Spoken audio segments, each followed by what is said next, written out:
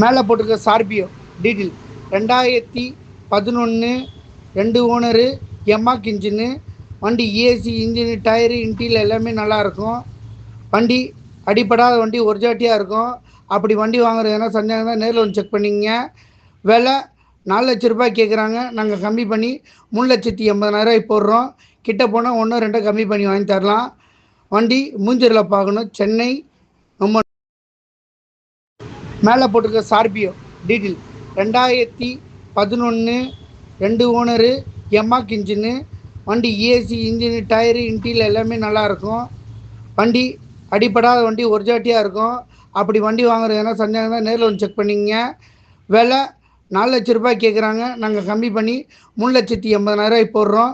கிட்ட போனால் 1 2 கம்மி பண்ணி வாங்கி தரலாம். வண்டி மூஞ்சரில் பார்க்கணும். சென்னை